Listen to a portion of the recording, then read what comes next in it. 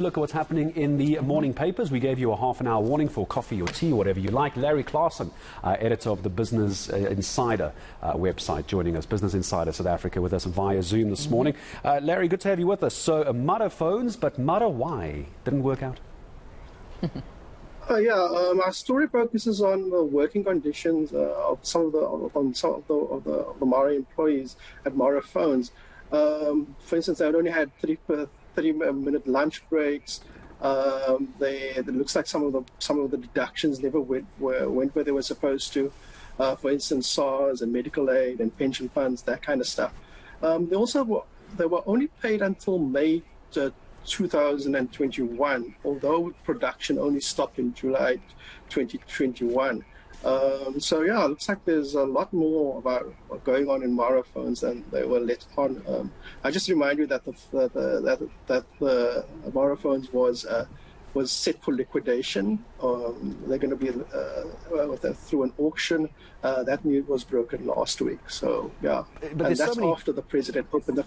After the president opened up the factory in 2019. I mean, the president was there. I was about to say, we'll talk about that, the president and the star. But people, I think, very, very confused from a business perspective. There's a 100 million rand tax break as well. There was a government preference. And some are saying if you can't get a business going with that kind of support, then you have to ask questions about how it was managed, and clearly not very well. Clearly so. As you said, they had a lot of support from government. So it's a bit confusing about how they couldn't get their numbers right in terms of production and even in terms of marketing. I can't even remember seeing a Mara phone. So how do you get a phone into your hand if somebody doesn't have a supply chain or a marketing campaign behind it? It's very confusing. I think there's a lot more questions that need to be answered around Mara phones. That's a very good point, actually. Yeah, it is a good point. I haven't seen one either. Neither have I. I haven't seen one at all. All right, so the SAR newspaper, though, dealing with Cyril Ramaphosa's past 4 years there, and I have to say they did not hold back. I mean, we could see there 4 years of under Ramaphosa, load shedding, unrest. I could go on and on and on. What is your opinion of this? Is this a reflection of, I suppose, the 4 years, I don't want to say wasted years, the 4 years under Ramaphosa? I kind of have a different view of this. I think the president has a lot to answer for. I think some of his cabinet appointments have not really played ball or performed.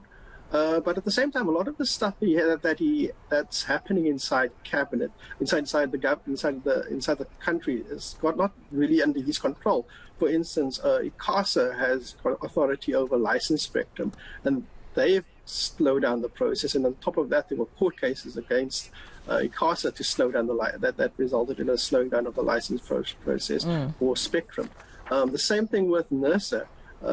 It's an independent regulator that controls the energy sector, and some of its actions are quite questionable. So it's easy for us to say the president doesn't perform or where's the prosecutions, but the prosecutions for corruption aren't with him. That's with the NPA. So, I think that's the problem with democracy. Sometimes it doesn't act as fast as you would like.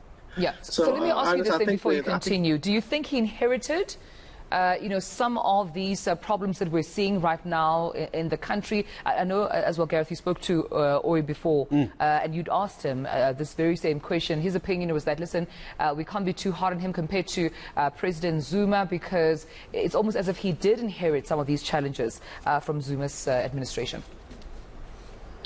I think that I'm kind of split on this. I think he should take responsibility. He's the man in charge. For instance, the security cluster has been a total disaster. That's all under his ambit. They should have seen what was coming in July last year, and they should have reacted, and they didn't. Looks like they'll be taking action now, but it's always belated. It's never fast enough.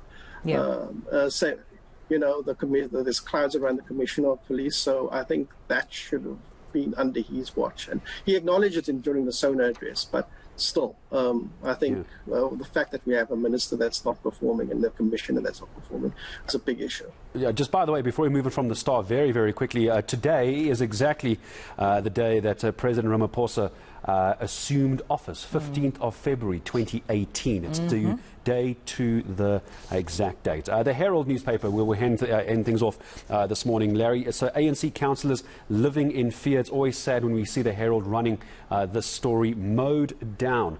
It's Ward 20 councillor as well, Andile Boy, killed in a very, very hotly debated election year. Yeah, this is very troubling. It looks like it's got something to do with the ANC conference that's happening later this year. But even so, I think this is something that shouldn't happen. The elected officials shouldn't be gunned down in the street. This is from what I've read in the story. This is the second councillor that was shot at. So it's very troubling what's happening in Nelson Mandela Bay.